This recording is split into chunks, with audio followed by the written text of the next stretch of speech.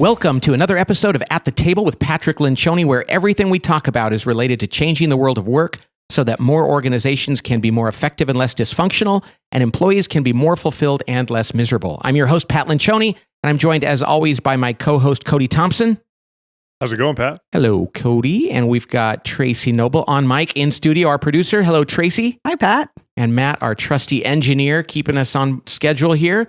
So, Cody, what is the title of today's talk? The title today is Managing Your People is Risky. That's right, which sounds like don't do it. Yep. Because most people think we should avoid risky things and that we should generally play things safe. And that's especially true around people.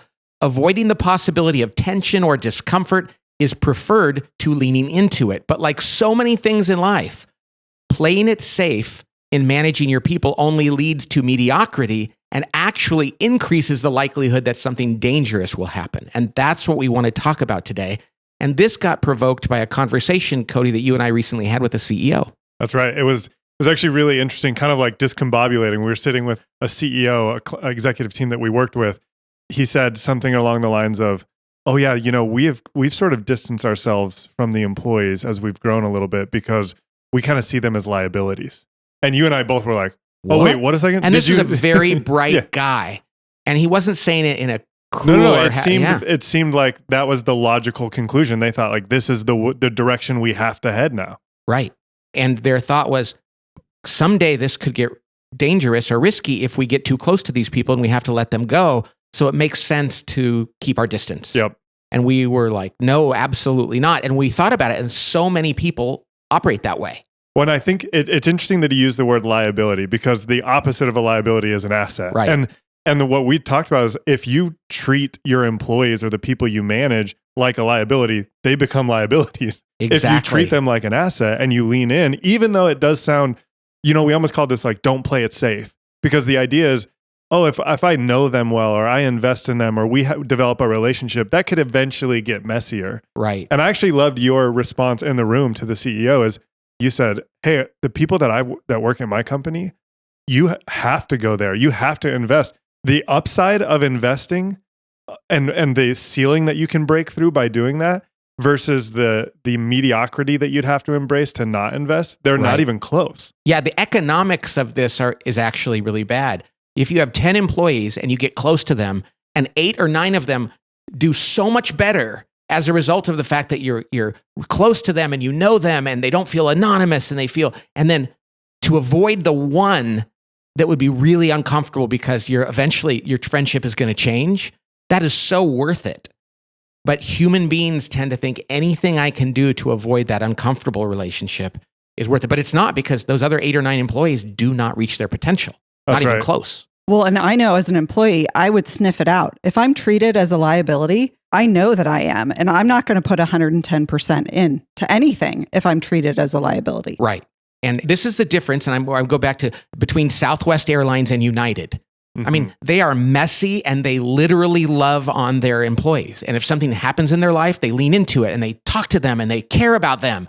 Yes, if that employee then needs to be fired, that might be harder, but that is so worth it to treat them with love, because they're actually going to be able to deal with it if they have to get let go, and they're going to feel like the dignified person as opposed to somebody who's been treated relatively coldly all along. Right. And it's not you use the word love, and we talked, one of the conversations we had was around like, it's harder to fire your friends, or, if you become friends with people. And it's like, yeah, but the opposite is working with robots and not having the interpersonal connection. And you don't get the same level of passion and inspiration and success with robots that you do with like investing in real human beings. And so I do think that there's this tendency for us to say like, well, if I get really close to them, then at some point, if something goes wrong, I'm gonna have to fire a friend, or it's gonna be harder to let this person go. And the fact of the matter is as long as you're doing all the things that we talk about, like holding people accountable, constantly reminding them about how they're showing up, even friends can cordially find another place to work if it doesn't still be work friends. out. Yeah. And one of the things that we talked about as a result of that conversation is that this fear of one extreme drives us to stay in the exact opposite, the polar opposite side of the pool, And so this company where they were like, oh, we think the people outside of this room might be liabilities. we weren't asking them go be all of their best friends. That's not what we're saying here. It's like move in that direction, but they are so afraid of the end goal being on the opposite side of the spectrum that they won't even make small movements in that direction. Right. And this is worth talking about because so often we have an inordinate fear of something. Like at our company for years, we were afraid of doing anything that sounded braggy. So we literally didn't market. Yeah. Because we thought, oh, that sounds braggy. We're telling people how good we are. And people would say, that's marketing. And we're like, oh, okay, we just won't do that. Yeah. And so because we were afraid of the extreme of sounding braggy, we didn't do any marketing. Hardly. Exactly. And we see this all the time with people. Like a colleague of ours, he wants to make sure he's really thought something through before he speaks. And so because he wants to really process his thoughts, he very rarely shares his idea with us. And we're like, no, you are so far from oversharing. Yeah. So we're they like, think one step in that direction is immediately you flipped the script on the whole thing. Exactly. And so this is what happens with management. It's like, oh no, if I get too close to an employee, if I love that person, get to know them and get too close, that means that something terrible is going to happen. And it's like, no. Yeah. And it's not, hey, immediately flip the scales on this and go into hot tubbing with every now we're having a company party in my backyard. But it's like, I remember, and here's the thing, we were in that office, and I think after that I said, hey, listen, we believe in the people side of the company. I don't think you need to think that this is the most important thing that you guys are doing. But if you don't think it's in the top 3, there's going to be a problem. Like if you don't think your people and investing in them and talking to them, is important, then you guys are going to wake up one day and realize that we've right. sort of and to taken their our eye credit, off the ball. they heard it. Yeah, they're fabulous students, this company. So yeah, that's one of those things. Now, I think this even applies in marriage sometimes. We were talking about this ahead of time, Tracy, about how if you're in a relationship, there are people we know that don't want to risk having difficult conversations, so they don't push each other in a marriage. And that's the riskiest thing you can do. Isn't that crazy? And that actually hurts the marriage. Right. The fact that we have such fear around going there, it does the opposite. It's just insane. Right. And we learn that over time. It's like a little bit of pushing. My wife and I came from very different backgrounds in terms of conflict. In her family, there was almost none. Mm-hmm. And in mine, there was too much. So we're trying to find a balance. But she can be very reactive, like, oh no, that's discomfort. We must have a bad marriage because we're disagreeing. It's like, oh no, we're going to be fine. Mm-hmm. And then she's learned over time, like, oh gosh, to avoid that argument would have been so much riskier. Yep. And yet people will often choose, basically they're just punting risk down the road. Absolutely. We do this. I find myself slipping back into behaviors like this occasionally, and it's never good. Right. In relationships with my husband, with we never my friends. think it's better to err on the side of something slightly risky. That's right. And it is messier. But to go back to the whole liability versus asset conversation, one of the things that we talked about was like, hey, when you treat people like liabilities, you're so like risk management and preventative, and when you're trying to prevent something, the person actually, like you said, sniffs it out. Like Pat uses that analogy all the time. Like the doctors that actually get sued are the ones that are like trying to prevent from being sued versus, hey, I just want to we're going to do this and this is the best way that I know that we can do this. And when they say, I'm sorry, I'm trying my best here, I really want to help you, people don't want to sue that doctor. No. But the one that goes, well, I didn't do anything wrong. Well, and we're not talking about waking up with your leg sawed off or anything like that, but it's like, oh, I was the other leg. But I tried my best. But it is like in an industry where you actually let the fear of something going wrong dictate what you're willing to do. That behavior can creep into a corporation or a team or a department really easily.